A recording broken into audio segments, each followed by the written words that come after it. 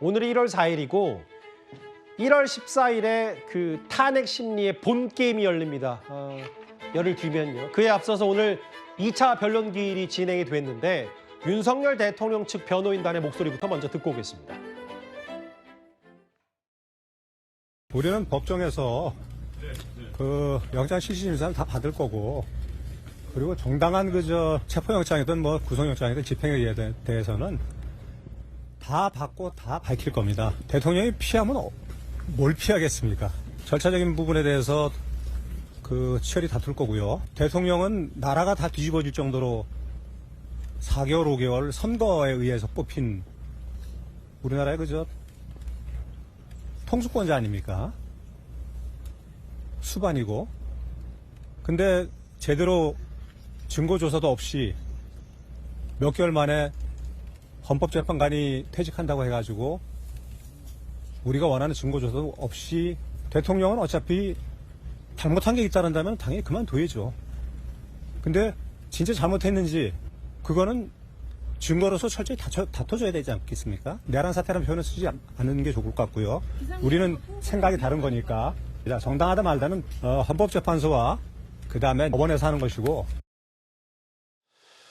2차 준비기일 있었고 이제 8인 체제가 아직 한 명은 부족합니다만 헌법재판소도 8인 체제가 이제 구성이 됐기 때문에 대통령에 대한 탄핵 심리 속도도 제법 빨라지겠죠. 근데 구자욱 부장님, 네. 윤 대통령 측의 얘기는 확실하네요. 대통령은 고립된 약자고 난도질 당하는 상황이다. 헌법재판소가 보장한 180일, 6개월 심판 기간을 보장해야 된다고 했어요. 네. 헌법재판소가 그런데 이 대통령 탄핵 심판에 대해서는 가장 우선적으로 처리하겠다고 입장을 밝히지 않았습니까? 물론 많은 국민들의 관심이 대통령 탄핵 심판 결과에 모아져 있기 때문에 헌법재판소는 그 같은 국민의 요구에 부응하기 위해서 그렇게 결정했을 가능성이 큽니다. 그런데 한 가지 좀 아쉬운 점도 있습니다. 왜냐하면 대통령 탄핵 심판의 중요성을 간과하는 것은 아니지만 이미 그 이전에 국회에서 탄핵 소추돼 있는 국무위원, 그리고 검사, 감사원장, 방통위원장 굉장히 많은, 그러니까 나라 일을 하는데 필요한 수장들이 상당히 많이 탄핵 소추돼 있습니다. 예. 그 사람들의 직무가 정지돼 있기 때문에 지금 대행 체제입니다. 어떻게 보면 정상적인 국정 운영이 아닌 기형적인 국정 운영이 되고 있는 이유 중에 하나가 헌법재판소에 쌓여 있는 많은 탄핵 소추안 때문에 그렇습니다. 대통령의 탄핵 심판이 중요합니다. 속도를 내서 빨리 할 필요가 있습니다. 그런데 선입 선출이라는 것도 있지 않습니까? 앞서 먼저 탄핵 소추돼서 직무가 정지되어 있는 사람에 대해서 파면이 필요한지 아니면 기각해야 될 것인지 발빠르게 결정을 내려주는 것이 안정적인 국정 운영에 도움이 됩니다. 그런 점도 한 가지 염두에 둘 필요가 있어 보이고요. 또 한 가지는 윤석열 대통령 탄핵 소추 이후에 한덕수 대통령 권한대행도 지금 탄핵 소추가 돼 있습니다. 예. 순서만 놓고 본다라면 윤석열 대통령 탄핵 심판도 중요하지만 대행을 탄핵 소추하는 것이 옳았냐 그렇느냐에 대한 판단도 굉장히 중요합니다. 왜냐하면 지금 대행의 대행체제이기 때문에 그렇습니다. 대행의 대행체제를 대행체제로 돌리고 그 대행을 하고 있는 것이 옳은지 그른지에 대한 대통령 탄핵 심판이 이루어지는 것이 논리적이고 절차상 필요한 일이기 때문에 알겠습니다. 헌법재판소에서는 그 다른 탄핵 심판 사건에 대해서도 신속한 재판이 필요하지 않을까 하는 생각이 듭니다. 근데 장 변호사님, 윤 대통령 헌법재판소 변호인단의 면면을 보니까 서성건, 도태우 두 변호사는 박근혜 전 대통령 탄핵 심판 당시에도 대리인을 맡았었더라고요. 그렇죠. 일단 아무래도 이제 박근혜 전 대통령 탄핵 심판 때 이미 한번 변호인을 해봤었기 때문에 탄핵 절차에 대한 어떤 경험이 있다라는 부분이 합류하게 된 또 원인 중에 하나다라는 생각도 듭니다.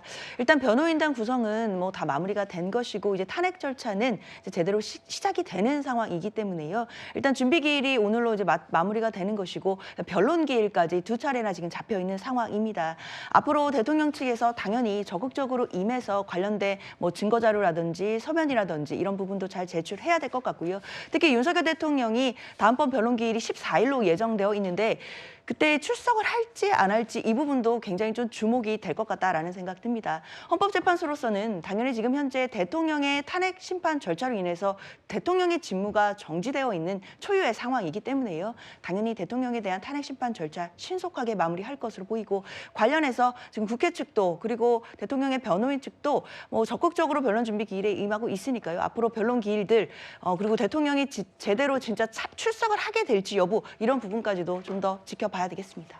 반년은 보장해둬야 되는 거 아니냐라는 게 지금 윤 대통령 측 오늘 두 번째 변론 준비 기일의 주요 입장이었다면요. 그 대통령 체포영장 집행 무산 후폭풍이 만만치가 않아서 또 다른 속보가 들어왔습니다. 제가 한번 읽어보겠습니다.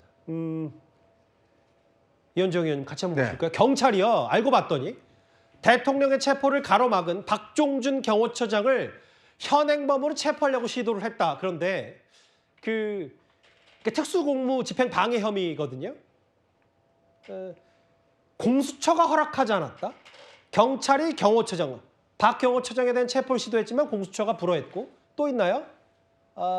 공수처 만류로 경호처장 체포가 불벌이 됐고 이걸 소환 통보했다. 입건됐다는 얘기까지 전해드렸었는데 그러니까 경찰은 체포하려고 했지만 공수처가 막았다. 뭐 다소 이례적인 상황이기도 하고요. 그러니까 이제 아까 제가 말씀드렸듯이 이번에 체포영장과 함께 수행영장이 나왔지 않습니까? 그 수행영장에 110조와 형사소송법 111조가 이제 제외되게 돼 있습니다. 적용이 안 되게끔. 그러면 이게 제외되면 이 영장의 규정에 따라서 박종준 이제 경호처장은 여기에 이제 협조를 해야 될 의무가 있는 것인데 문제는 본인이 이제 경호처법을 들어서 지금 막았지 않습니까?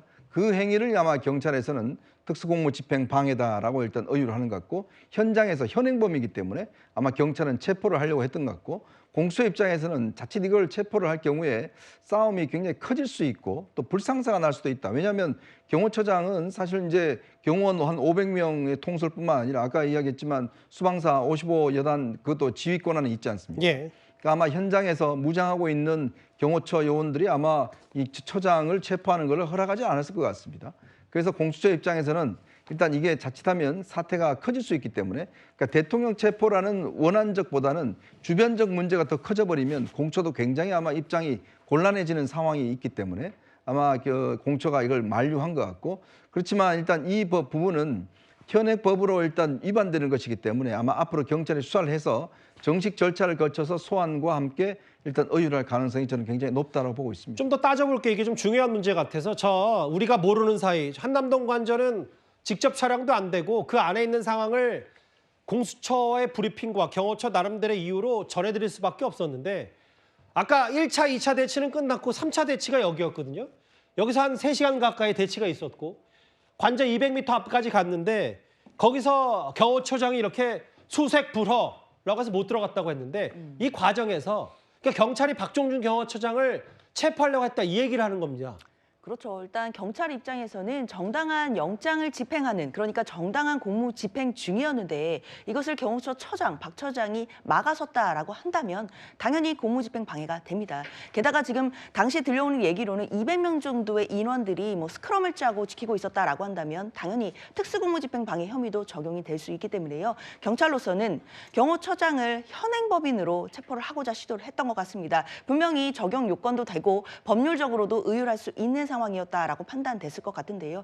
그런데 지금 일단 공수처 입장에서는 공수처 검사가 이걸 만류했다라는 것이고 이것에 대해서는 종합적인 판단이 있었다라는 이야기들이 나오고 있습니다. 물론 이 상황에 대해서는 추가적으로 나오는 내용들까지도 종합해 봐야겠지만 아무래도 경찰 입장에서는 이거에 법 적용이 되니까 현행범 체포를 시도했던 것 같은데 당시 상황상 좀 물리적인 충돌이라든지 유혈 사태가 날 수 있지 않겠느냐라는 검사들의 판단도 있었던 것으로 보이고요. 이런 부분들이 종합적으로 판단돼서 현행범으로 체포하는 것은 불발이 됐지만 그렇다고 해서 특수공무집행 혐의 자체가 사라지는 것은 아니거든요. 그렇기 때문에 경찰로서는 당연히 내일 나와서 조사를 받으라고 지금 소환 통보를 해놓은 상태이고 특수공무집행 방해뿐만 아니라 아마 직권남용에 의한 권리행사 방해죄까지도 같이 적용하지 않을까라는 생각입니다. 근데 잠시만요. 내일 소환 조사 받으러 나오라는 거예요, 경찰이? 네, 일단 그렇게 통보했다라고 하는데요. 그만큼 경찰로서는 현행범 체포를 하려다가 그것이 불발됐기 때문에 바로 이것을 소환하겠다라는 어떤 입장을 입장을 보이는 것 같고요. 그렇기 때문에 혐의에 대해서는 입증할 수 있는 부분에 대해서는 체증은 이미 완료되었다라는 입장인 것 같고, 그렇다면 이 부분을 빠르게 수사를 하고 빠르게 진행을 해서 관련된 부분들에 대해서 처벌할 것은 처벌하겠다라는 의지가 담긴 것 아닌가 생각합니다. 근데 이게 뭐 저도 잘 모르겠는데 이제 그런 거잖아요. 내일 만약에 공수처가 들어가요. 근데 경호처장을 소환했잖아요. 그럼 경호처장이 나올 리는 없는 거 아닙니까? 내일 또 공수처가 들어올 수 있기 때문에 뭐 약간 경호처장도 그런 입장은 있을 것 같아서. 그렇죠. 일단 뭐 소환 통보를 했다라고 해서 지금 뭐 대통령도 3번의 소환 조사에 응하지 않았지 않습니까? 그렇기 때문에 바로 응한다라는 보장은 없겠지만, 그렇다 하더라도 경찰 입장에서는 이만큼 이 자체를 알겠습니다. 경호처의 행위 자체를 중대한 범죄 행위로 보고 있다라는 점은 분명히 한 것 같습니다. 대통령을 체포하려고 들어갔는데 그걸 방해한 사람을 체포하겠다 이거거든요. 경찰은. 박종준 경호처장이 이제 앞으로 공수처의 수사 과정, 이 영장 집행 과정에서 계속 그 핵심 인물이 될 것 같아요.